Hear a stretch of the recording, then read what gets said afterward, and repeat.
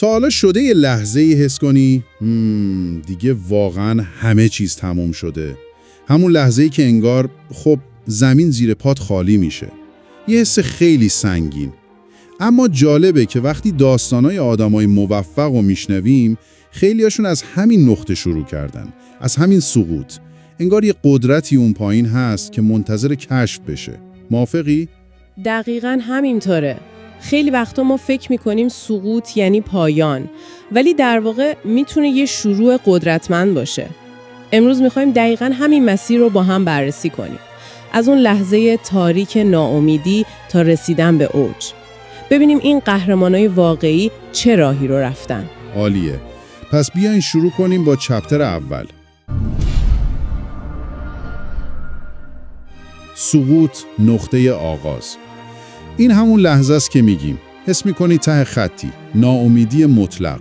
شاید یه شکست بزرگ خوردی، ورشکست شدی، یه رابطه مهم تموم شده، هرچی. آها، و این حس کاملا طبیعیه.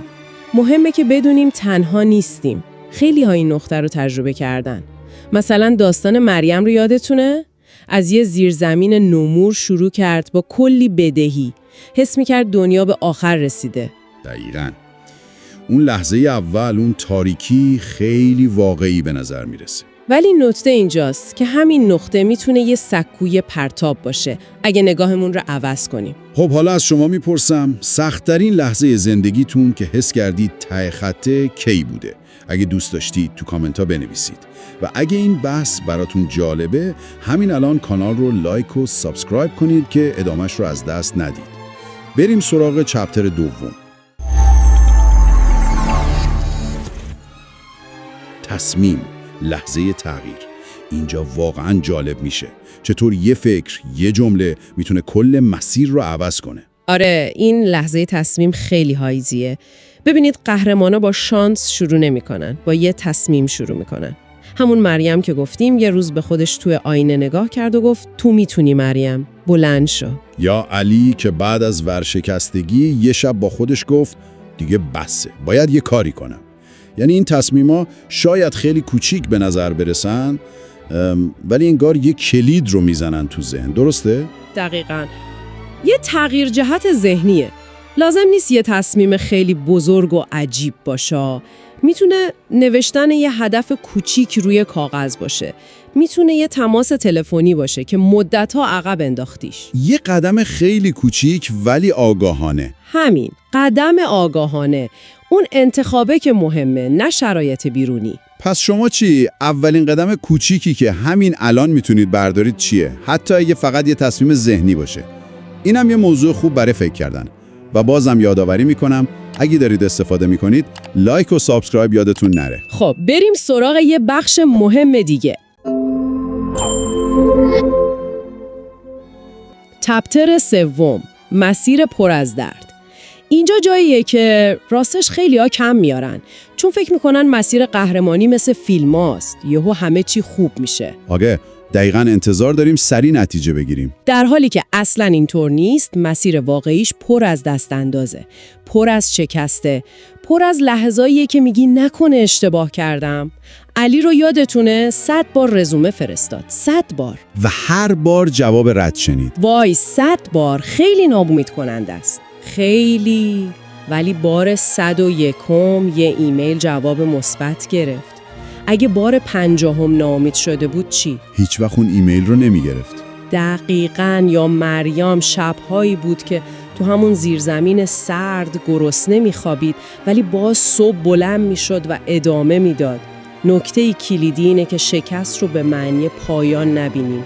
ببینید شکست یعنی داری تلاش می‌کنی، یعنی تو می‌دونی. آها، یعنی شکست یه جور بازخورده. یه دیتاست که میگه این راه جواب نداد، یه راه دیگر رو امتحان کن. دقیقاً. هر شکست یه درسه. اگه اینطوری بهش نگاه کنیم دیگه ترسناک نیست، فقط بخشی از فراینده. این نگاه خیلی قدرتمنده. خب شما چطور؟ چه شکستی رو تجربه کردید که بعداً تبدیل به یه درس بزرگ شد؟ برامون بنویسید و مثل همیشه حمایت شما با لایک و سابسکرایب به ما انرژی میده. حالا میرسیم به یه بخش امیدوار کننده. چپتر 4.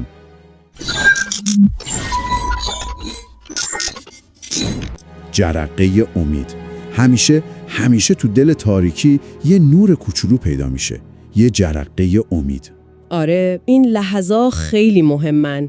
شاید خیلی کوچیک باشن ولی تأثیرشون فوق‌العاده است. برای مریم اون جرقه امید تعریف و تمجید یه مشتری بود که از کارش خیلی راضی بود.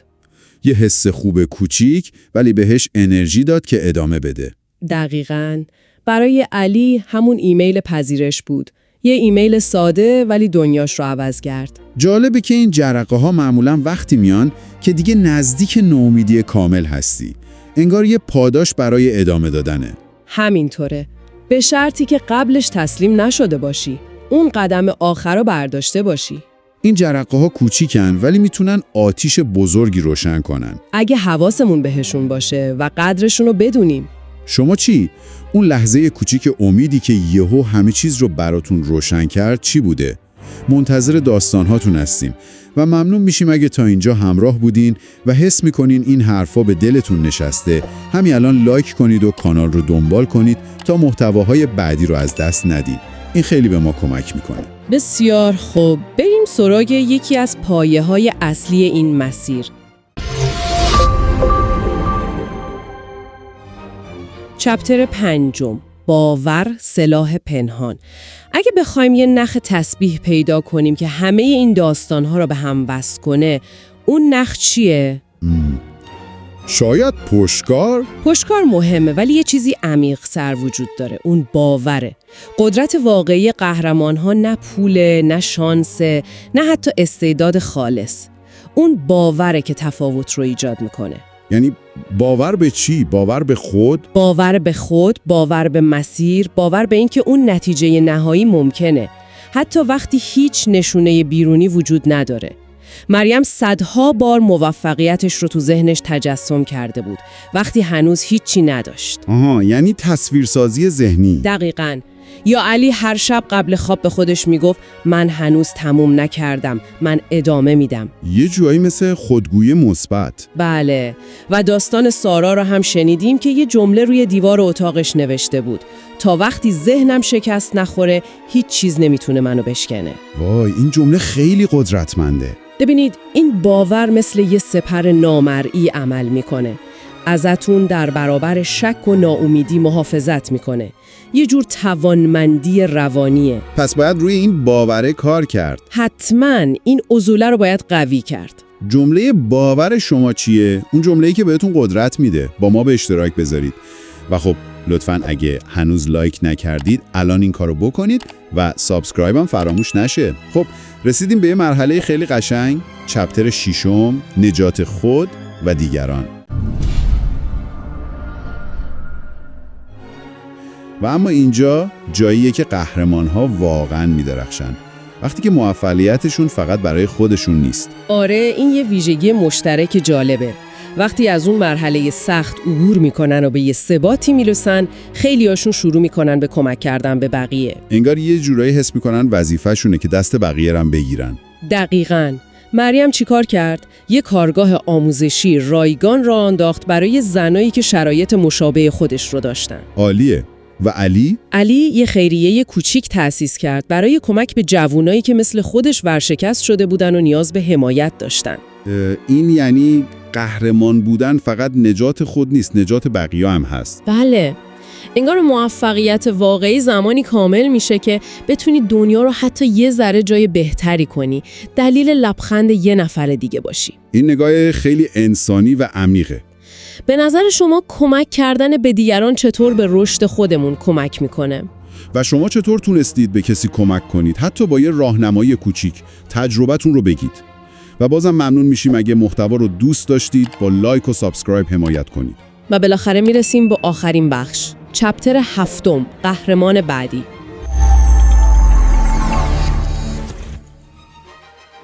این همه حرف زدیم، داستان گفتیم، حالا سوال اصلی اینه، قهرمان بعدی کیه؟ شاید یکی از همین شنونده ها. دقیقاً.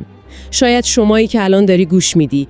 شاید هنوز کسی شما رو نشناخته. شاید هنوز اون شکست‌های بزرگ رو نخوردید.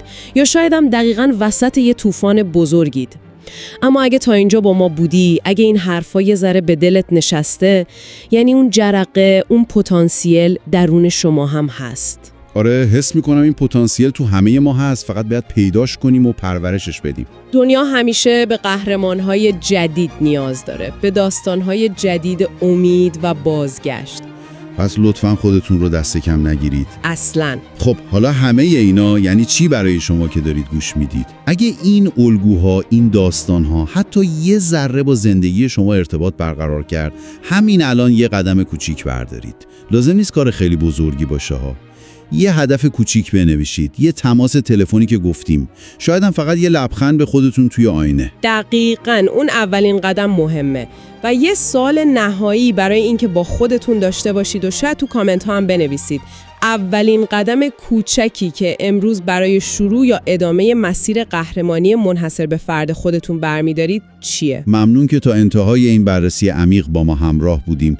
امیدواریم تونسته باشیم یه جرقه هر چند کوچیک در ذهن شما روشن کنیم. ما باور داریم که هر کدوم از شما میتونید قهرمان داستان خودتون باشید. و فراموش نکنید که برای دیدن بررسی‌های بیشتر و الهام بخش مثل این، حتما کانال ما را لایک و سابسکرایب کنید تا از محتواهای بعدی جا نمونید. ما با شما همراهیم. موفق باشید. تا برنامه بعد، خدا نگهدار.